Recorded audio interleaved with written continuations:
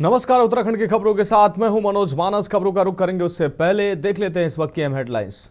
हरिद्वार में राष्ट्रपति द्रौपदी मुर्मू के दौरे की तैयारियां तेज, आज होगी रिहर्सल। सुरक्षा व्यवस्था और यातायात नियंत्रण पर विशेष ध्यान। उत्तराखंड को अलग करने में महिलाओं की भूमिका अहम, सीएम धामी बोले, गोद में बच्चे लेकर धरने पर पहुंचती थी महिलाएं, मातृशक्ति को नमन।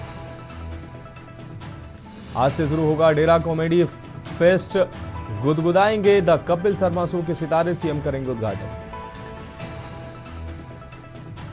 उत्तराखंड राज्य स्थापना के रजत जयंती पर 7 दिन तक लगेंगे पेंशन जागरूकता शिविर, पेंशन स्वीकृति, पारिवारिक पेंशन की मिलेगी सारी जानकारी। उत्तराखंड लोक सेवा आयोग ने प्रधानाचार्य पद पर भर्ती को किया रद्द, 8 फरवरी 2026 को होनी थी परीक्षा। और रुड़की में आज से निर्धारित शेड्यूल पर चलेगी जम्मू रूट की 4 ट्रेनें, आपदा के कारण प्रभावित हुई थी ट्रेनें। आप देख रहे हैं के न्यूज़, खबरों का सारथी। और अब खबरें विस्तार से। उत्तरकाशी से अहम खबर है, जहां वार्ड 1, 3 और 4 को मिलेगा रिंग रोड से सीधा जुड़ाव। 9 नवंबर को होगा रिंग रोड का शुभारंभ। 80 लाख की लागत से बन रही है 2 किलोमीटर लंबी ये सड़क। 800 से अधिक परिवारों को सीधा इसका लाभ मिलेगा। बेरोला नामे तो के वर्षों पुरानी मांग पूरी हुई है। नगरवासियों ने जताया पालिका अध्यक्ष विनोद डोभाल का आभार। जन समस्याएं रहेंगी पहली प्राथमिकता, विनोद डोभाल ने बात कही। भविष्य में बनेगी अन्य रिंग रोडें। पालिका अध्यक्ष ने ये प्रतिक्रिया दी। मास्टर प्लान से होगा नगर पालिका का समग्र विकास, नगर की यातायात व्यवस्था भी बेहतर की जाएगी।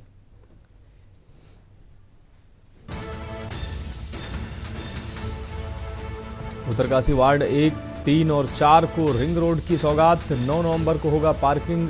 आपको बता दें, रिंग रोड का शुभारंभ 9 नवंबर को होगा।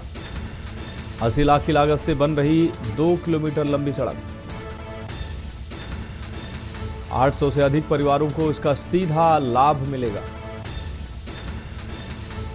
अब स्कूलों में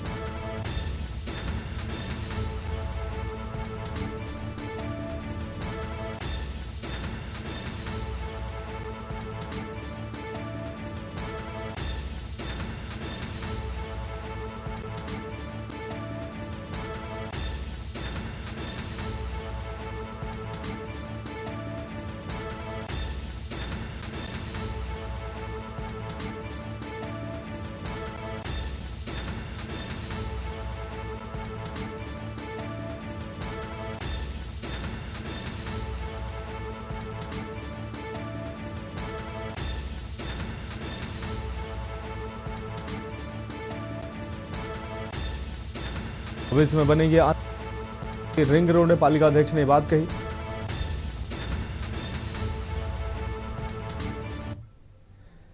अब बढ़ेंगे अगली खबर की ओर। खबर विकासनगर से है, जहां लखवाड़ बांध प्रभावित काश्तकार संयुक्त मोर्चा का धरना 9वें दिन भी जारी है। धरने पर बैठे प्रदर्शनकारियों का कहना है कि जब तक सभी 22 सूत्रीय मांगों का समाधान नहीं होता है, आंदोलन लगातार जारी रहेगा। आपको बता दें कि विकासनगर अंतर्गत लखवाड़ क्षेत्र में बनने जा रही बहुउद्देशीय लखवाड़ बांध परियोजना के प्रभावित किसान और स्थानीय लोग अपनी 22 सूत्रीय मांग को लेकर पिछले 8 दिनों से डैम साइट लोहारी कृष्ण लोहारी कूड़ा में धरने पर डटे हुए हैं। संयुक्त मोर्चा का आरोप है कि सरकार पुनर्वास, रोजगार और मुआवजे की मांग को नजरअंदाज कर रही है। वहीं दूसरी ओर ग्रामीणों के इस आंदोलन को स्थानीय जन प्रतिनिधियों और समाजसेवियों का भी साथ मिल रहा है, जिसके चलते धरना स्थल पर पहुंचकर गूंज संस्था की संस्थापक डॉक्टर सोनिया आनंद रावत, जिला पंचायत सदस्य मधु चौहान और SC/ST समिति के अध्यक्ष जगमोहन सिंह चौहान सहित अन्य कई लोगों ने प्रभावितों की आवाज को बुलंद किया और उनकी मांगों को जायज ठहराते हुए सरकार से उन्हें जल्द पूरा किए जाने की मांग की।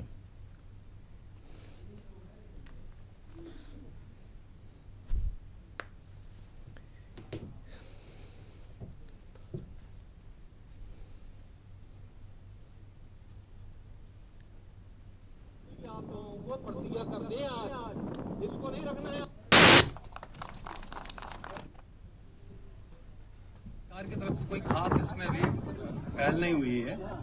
कुछ मांगे अभी बता रहे थे, कुछ मांगे इन्होंने मानने के लिए हाँ करी है, लेकिन जो अधिकतर मांगे हैं बांध प्रभावित लोगों की, वो अभी बिल्कुल पाइप में नहीं है। मतलब दूसरा यह है जी कि मैं आप लोगों के माध्यम से एक बात कहना चाहता हूँ कि कभी भी किसी भी परियोजना का जब शुभारंभ होता है या कोई काम शुरू होता है तो सबसे पहले वहाँ का कंपनसेशन दिया जाता है, उस जमीन को खरीदा जाता है।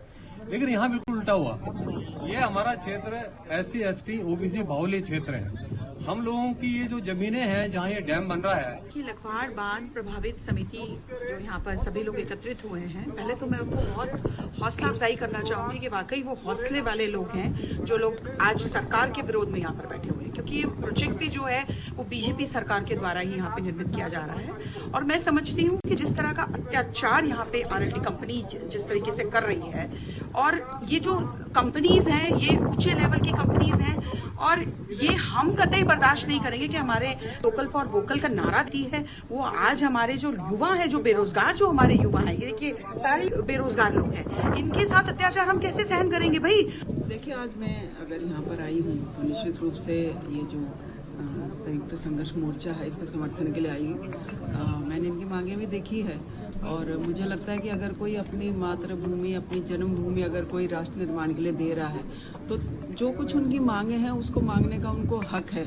और मैंने अपने उद्बोधन में भी कहा है कि मैं कोशिश करूंगी माननीय मुख्यमंत्री जी से, और जहाँ जो भी इसमें सक्षम जितनी भी इनकी मांगे हैं उनको वहाँ तक पहुँचाने का। और मुझे लगता है कि सरकार बहुत संवेदनशील सरकार हमारे प्रदेश में है। बढ़ेंगे अगली खबर की ओर। खबर हल्द्वानी से, जहां उत्तराखंड भाषा संस्थान देहरादून एवं केंद्रीय हिंदी संस्थान आगरा के संयुक्त तत्वाधान में हिमालय के लोक वृत्त में उत्तराखंड का भाषा परिवार विषय पर 2 दिवसीय राष्ट्रीय संगोष्ठी का शुभारंभ विश्वविद्यालय परिसर में हुआ। संगोष्ठी की शुरुआत पुस्तक मेले के उद्घाटन से हुई, जिसका उद्घाटन प्रसिद्ध भाषाविद प्रोफेसर BR जगन्नाथ ने किया। कार्यक्रम को संगीत विभाग द्वारा प्रस्तुत समूह गान उत्तराखंड मेरी मातृभूमि कार्यक्रम ने सांस्कृतिक गरिमा प्रदान किए। कार्यक्रम के दौरान कैबिनेट मंत्री सुबोध उनियाल मौजूद रहे, जहां उत्तराखंड की भाषाई विविधता एवं लुप्त होती भाषाओं के संरक्षण पर बल दिया गया। मंत्री सुबोध उनियाल ने कहा कि हिमालय का लोकवृत्त भाषाई रूप से अत्यंत विस्तृत है। उत्तराखंड की 14 प्रमुख एवं जनजातीय भाषाओं के संरक्षण की आवश्यकता है। क्षेत्रीय भाषाएं हमारी सांस्कृतिक अस्मिता की आत्मा है। शिक्षा के माध्यम से भाषाओं को जन सामान्य तक पहुंचाना हमारी जिम्मेदारी है। उत्तराखंड मुक्त विश्वविद्यालय के कुलपति नवीन चंद्र लोहनी ने कहा कि हिंदी की विविध बोलियां उसकी जीवंतता का प्रमाण हैं। क्षेत्रीय भाषाओं के पारस्परिक संवाद से राष्ट्रीय एकता और भाषाई विकास मजबूत होंगे। कार्यक्रम के दौरान चले सत्रों में कुमाऊनी, गढ़वाली, दनपुरिया, थारू, जौनसारी आदि भाषाओं के संरक्षण, डिजिटल दस्तावेजीकरण और पीढ़ीगत हस्तांतरण पर गहन चर्चा हुई।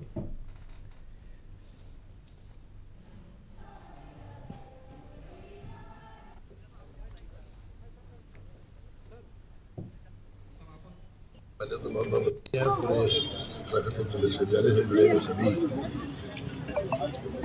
विद्यार्थियों को, लेक्चरर्स को, प्रोफेसर्स को, वाइस चांसलर्स को और पूरे स्टाफ को बहुत बहुत शुभकामनाएं। 20 वर्ष की सफल यात्रा की। और उत्तराखंड जो मुक्त विश्वविद्यालय, सबसे बड़ी बात इसमें यह है कि जहां आज ये 56 देशों के लाखों विद्यार्थियों को मुफ्त में ऑनलाइन शिक्षा देने का काम कर रहा है और साथ ही साथ ये कम्युनिटी इन्वॉल्वमेंट के साथ साथ रेडियो के माध्यम से अपना हमारे विश्वविद्यालय में चूंकि पूरा कुमाऊं गढ़वाल जो मंडल हैं उनकी विभिन्न भाषाओं को लेकर के 2 दिन से मंथन चल रहा है और तमाम क्षेत्रीय भाषाओं को लेकर उत्तराखंड मुक्त विश्वविद्यालय में अध्ययन के पाठ्यक्रम पहले से भी चल रहे हैं। हम भविष्य में चाहते हैं कि जो हमारे अध्ययन पाठ्यक्रम है वो क्षेत्रीय भाषाओं में भी आए और उनके लाभ हमारे स्थानीय लोगों को जो हिंदी अंग्रेजी में उतने सहज नहीं उन तक भी पहुँचे। तो उस पर काफ़ी विचार हुआ और हम लोग देखते हैं कि विशेषज्ञों की राय और मंथन से जो नई बातें आएंगी उनको जोड़ करके अपने विषय विशेषज्ञों तक पहुँचाएंगे। बढ़ेंगे अगली खबर की ओर। खबर देहरादून से, जहां उत्तराखंड में मौसम के अगले 24 घंटों तक करवट बदलने की बात सामने आ रही है। आईएमडी के मुताबिक उत्तराखंड के कुमाऊं क्षेत्र में 2 जिलों में हल्की गर्जना के साथ बौछारें पड़ सकती हैं, जिससे समूचे राज्य में ठंड में बढ़ोतरी की संभावना है। आईएमडी ने 4 और 5 नवंबर को भी विभिन्न जिलों में बारिश का पूर्वानुमान लगाया है। इस विषय पर बात करते हुए मौसम विभाग के निदेशक डॉक्टर CS तोमर ने बताया कि उत्तराखंड की पिथौरागढ़ और बागेश्वर के कुछ स्थानों पर बारिश और बौछारें पड़ सकती हैं। हालांकि अन्य जिलों में मौसम शुष्क रहने की संभावना है। राज्य के पर्वतीय जिलों में बादल छाए हुए हैं, इससे ठंड में बढ़ोतरी रही है।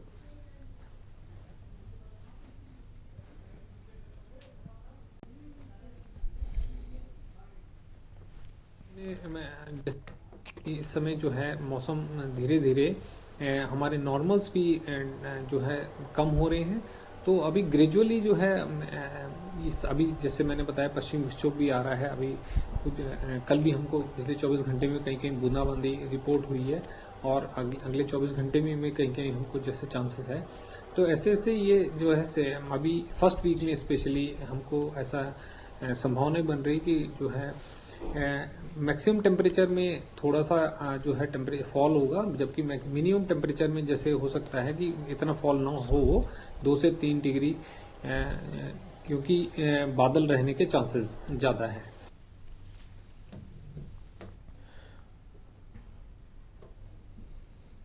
अब बढ़ेंगे अगली खबर की ओर। खबर हरिद्वार से, जहां देवभूमि रजत उत्सव में इस बार उत्तराखंड की पारंपरिक संस्कृति और शिल्प कौशल ने देश विदेश के लोगों का दिल जीत लिया है। टिहरी के कीर्तिनगर ब्लॉक से पहुंचे घड़ियाल देवता स्वयं सहायता समूह की ओर से लगाए गए स्टॉल में पारंपरिक गहनों और टोपी की खास धूम देखी जा रही है। समूह की महिलाएं उत्तराखंड की दुल्हन से जुड़े पारंपरिक गहनों जैसे कनफूल, मांग टीका, गुलाबंद, पहाड़ी नथ और मंगलसूत्र तैयार कर रहे हैं। इसके अलावा गढ़वाली और कुमाऊनी टोपी, हैंडमेड वुलन और कॉटन की टोपियां भी यहां प्रदर्शित की गई हैं। समूह के संस्थापक विनोद असवाल ने बताया कि उनके समूह की सालाना आमदनी 15 से 20 लाख रुपए तक पहुंच चुकी है। समूह की 15 से 20 महिलाएं इस काम में जुड़ी हुई हैं और लगातार देश विदेश से ऑर्डर मिल रहे हैं। समूह प्रतिनिधियों ने प्रधानमंत्री नरेंद्र मोदी और उत्तराखंड के मुख्यमंत्री पुष्कर सिंह धामी का आभार जताया। कहा कि उनके प्रयासों ने उत्तराखंड के पारंपरिक परिधानों को वैश्विक पहचान दिलाई है। देवभूमि का ये गौरव अब सचमुच 7 समुंदर पार चमक रहा है।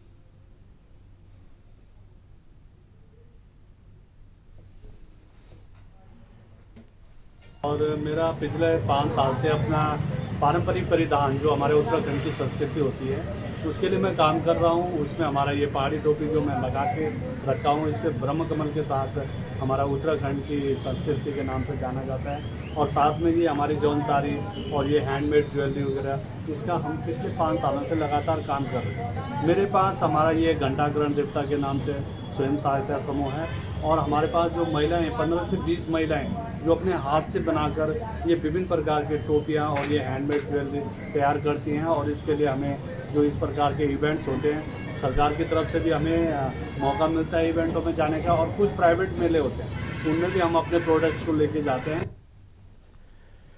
अब बढ़ेंगे अगली खबर की ओर। खबर उधम सिंह नगर से है, जहां जनपद की विभिन्न कृषि उत्पादन मंडी समितियों में इन दिनों किसानों का आक्रोश साफ देखा जा रहा है। आपको बता दें, नानक मत्ता कृषि उत्पादन मंडी समिति में धान तौल में हो रही अनियमितताओं को लेकर किसानों ने जोरदार प्रदर्शन किया है। किसानों ने मंडी प्रशासन पर धान माफियाओं को लाभ पहुंचाने के गंभीर आरोप लगाते हुए उच्च स्तरीय जांच की मांग की है। धान लेकर मंडी पहुंचे किसानों ने बताया कि उन्हें अपने धान की तौल कराने के लिए 3 दिन तक इंतजार करना पड़ रहा है। इसके बावजूद भी उनकी फसल की तौल नहीं की जा रही है, जबकि मंडी प्रशासन द्वारा चुनिंदा व्यापारियों और धान माफियाओं का धान प्राथमिकता से तोलकर उन्हें अनुचित लाभ पहुंचाया जा रहा है। आपको बता दें, आक्रोशित किसानों ने कहा कि ग्रामीण क्षेत्रों के क्रय केंद्रों पर भी यही स्थिति है। किसानों का धान लेने से इनकार किया जा रहा है, जबकि व्यापारियों का धान खुलेआम खरीदा जा रहा है। किसानों का आरोप है कि जब वे अपने धान की बिक्री के लिए केंद्रों पर पहुंचते हैं तो मंडी कर्मी उन्हें यह कहकर मना कर देते हैं कि तौल बंद है या स्थान नहीं है, जबकि उन्हीं केंद्रों पर व्यापारियों का धान निर्बाध रूप से तोला जा रहा है। किसानों ने चेतावनी दी कि यदि शीघ्र जांच कर कार्रवाई नहीं की गई तो वे आंदोलन का रुख अपनाने को मजबूर होंगे। फिलहाल मंडी प्रशासन की भूमिका पर सवाल उठ रहे हैं। जिले के उच्चाधिकारियों से पारदर्शी जांच की मांग की जा रही है। ऐसा है कि धान जो मंडी में आ रहा है, बहुत दिनों से यहाँ पे तो लगातार चल रही है, लेकिन जो है बीच बीच में दिक्कतें आ जा रही हैं। उसमें जो है राइस मिलर भी कभी कभी थोड़ा सा मतलब हठधर्मी कर लेते हैं कि हम इतनी ट्राली नहीं ले जाएंगे, इतनी लेके जाएंगे। तो उस पर आपस में बैठ के जो है विवाद जो था वो कभी रोज का जो हो रहा था तो वो ख़त्म हो जा रहा है। लेकिन आज भी फिर विवाद हो गया इस बात पे कि जो है ट्रालियाँ आज इसमें ज़्यादा आई हैं और राइस मिलर कह रहे हैं कि हम जो है ट्राली इतनी नहीं ले जा पाएंगे, धान जो है ज़्यादा आया है। कि हमारा धान नहीं तुल रहा है। परसों की ट्रॉली खड़ी है हमारी, एक ही ट्रॉली आई है और बाकी दलालों का धान तुल रहा है। मंडी वाले सब उनको नंबर दे देते हैं, कांटा में गड़बड़ी करके कह देते हैं ये आपका 105 नंबर आया। 5 ट्रॉली पहले ही आप नंबर बाद में दोगे, पहले ही आप लगा दोगे नंबर, तो क्या फ़ायदा हमारा। नंबर सीरियल नंबर नहीं, कुछ नहीं, ऐसे ही आके दे रहे हैं। हमारे को क्या पता, कॉल कर देते हैं कि हमारे नंबर दे दो, हमारे बाद में आने वाले पहले तुलवा के चले जा रहे हैं। नहीं है सर, हमारा धान नहीं तोला जा रहा है। कब से खड़े हो आप यहाँ? 3 दिन हो गए हैं लगातार। अच्छा, तो क्यों नहीं तोल रहे? अब नंबर ही नहीं आ रहा है। सर कह रहे हैं कि आज नंबर नहीं है, कल नंबर नहीं है। तो ये धान तो तोल रहा है, किसका तोला जा रहा है फिर अभी? धान अभी तो किसी का नहीं तोल ले रहे हैं ये लोग।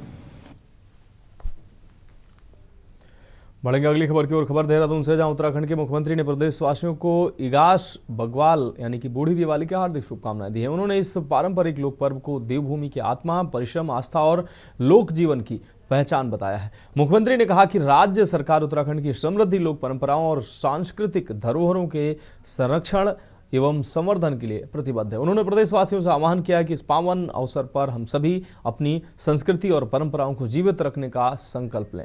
इगास बग्वाल उत्तराखंड में दिवाली के 11वें दिन मनाया जाने वाला एक विशेष पर्व है जो सामूहिकता, लोक गीतों, पारंपरिक व्यंजनों और सामूहिक सांस्कृतिक उत्सवों से जुड़ा होता है।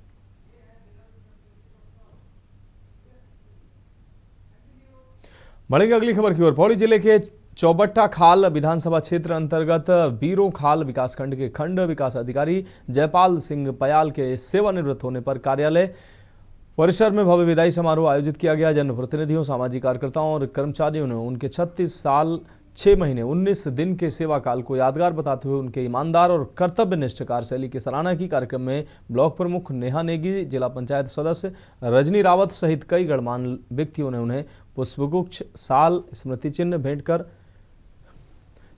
सम्मानित किया। वक्ताओं ने पयाल को बहुमुखी प्रतिभा का धनी और मिलनसार व्यक्तित्व वाला अधिकारी बताया, जिन्होंने जनता के हितों को हमेशा प्राथमिकता दी। इस अवसर पर प्रभारी वीडियो सुदर्शन बोटोला को कार्यभार भी सौंपा गया।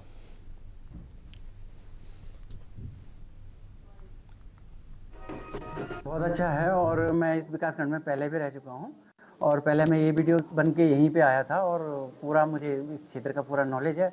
मैं अच्छे से, जैसे पयाल जी ने, जो हमारे बड़े भाई साहब ने जो थोड़ा छोड़ के गए हैं, जो भी कार्यक्रम है उनको आगे बढ़ाना मेरी जिम्मेदारी है और मैं ये चाहता हूँ कि पब्लिक का भी मुझे पूरा सहयोग मिलेगा और सारे स्टाफ का मुझे सहयोग चाहिए होगा, सभी का सहयोग होगा और मैं जो है बहुत ही इस विकासखंड को पहले नंबर पे लाने का प्रयास करूँगा। जी, मेरे यहाँ पे मैं 2 साल 20 सितंबर 2023 को यहाँ पे आया था, तो 2 साल मेरे यहाँ पे सेवा रही है और इस सेवा काल में जो हमारे जनप्रतिनिधि रहे, आम जनता रही, उनका हमको बहुत सहयोग मिला, हमारे कर्मचारियों का बहुत सहयोग मिला और जो वर्तमान में हमारे निर्वाचित जनप्रतिनिधि हुए हैं इनका सहयोग तो क्या मिलना था, अभी इनको 2-3 ही महीने हुए हैं इनके निर्वाचन होते हुए, मेरे को थोड़ा इस बात का दुख रहेगा कि मैं इनको पूरा समय नहीं दे पाया।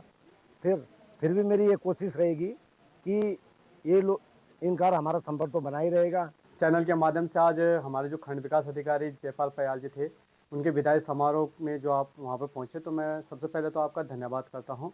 और मैं पयाल जी के बारे में कहना चाहता हूँ कि 2 साल उन्होंने यहाँ पे वीडियो के पद पर यहाँ पे कार्यभार किया और उनका जो व्यवहार था वो कुशल व्यवहार था। हम लोगों को, जब हम प्रधान थे तो हम लोगों को भी उन्होंने कई चीज़ें सिखाई कि किस तरह से हमें काम करना है। आज बिरखाल में जो सेवानिवृत्ति का कार्यक्रम हुआ है सयाल जी का, तो मैं आपको बताना चाहूँगी कि जो इनका व्यवहार है, वाकई में जिस हिसाब से उन्होंने कहा है, उनका व्यवहार हमेशा बहुत ही मृदुल रहा है और बहुत ही सबके साथ व्यवहारिक रहे हैं। तो मुझे लगता है वाकई में जो उन्होंने कहा है कि वो सेवानिवृत्ति के बाद अपने क्षेत्र में वाकई में बहुत अच्छी तरीके से काम करेंगे। और जिन योजनाओं को उन्होंने यहाँ क्षेत्रीय प्रधान हो या क्षेत्रीय सदस्य हो या जिला पंचायत हो, इनके माध्यम से करवाए हैं, वो वाकई अपने क्षेत्र में भी इन योजनाओं को लेके जाएंगे। विकास खंड अधिकारी जी का आज सेवानिवृत्त हो रहे हैं यहाँ से। उनका व्यवहार बहुत अच्छा है। कहने को तो वो मेरे सचिव हैं, लेकिन उन्होंने हमेशा मुझे अभी 4-5 महीने हुए हैं मेरे कार्यकाल को लेके, तो उन्होंने हमेशा मुझे अपने एक गार्डन के जैसे मुझे मार्गदर्शन किया। उनका व्यवहार बहुत अच्छा है। मेरा सौभाग्य है कि मेरे को उनके इतना मतलब टाइम मिला उनके साथ काम करने का। वो बहुत अच्छे व्यक्ति है। बढ़ेंगे अगली खबर की ओर। खबर उत्तरकाशी से है, जहां उत्तराखंड चिन्हित आंदोलनकारी संयुक्त समिति यमुना घाटी के पदाधिकारियों ने अपनी 4 सूत्रीय मांगों को लेकर नायब तहसीलदार के माध्यम से मुख्यमंत्री को ज्ञापन भेजा है। समिति ने ज्ञापन के माध्यम से शीघ्र मांगों के निस्तारण की मांग की है। यमुना घाटी अध्यक्ष बाल गोविंद डोभाल ने बताया कि राज्य आंदोलनकारियों ने लंबे संघर्ष और बलिदान के बाद उत्तराखंड राज्य का निर्माण कराया है, लेकिन कई मूलभूत मांगें अधूरी हैं। उन्होंने आगामी 3 व 4 नवंबर को होने वाले विधानसभा के विशेष सत्र में इनकी मांगों पर विचार होना चाहिए। समिति की 4 प्रमुख मांगों में राज्य आंदोलनकारी शब्द को हटाकर राज्य निर्माण सेनानी का दर्जा दिया जाए। आंदोलनकारी शब्द को गलत परिभाषित किया गया है, इसलिए इसे विधानसभा के विशेष सत्र में संशोधित किया जाए। सभी आंदोलनकारियों को समान पेंशन 20,000 प्रतिमाह दिया जाए। अधिकांश आंदोलनकारी अब 60 वर्ष की आयु पार कर चुके हैं, ऐसे में पेंशन की राशि बढ़ाई जानी चाहिए। राज्य के सभी सरकारी गेस्ट हाउसों में आंदोलनकारियों को निःशुल्क ठहरने की सुविधा दी जाए।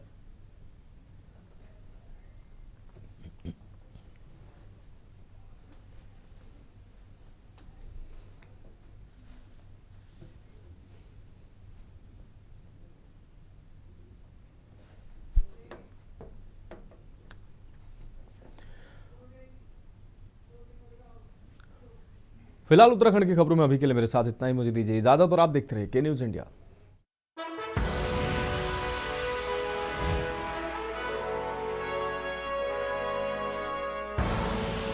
आप देख रहे हैं के न्यूज, खबरों का सारथी।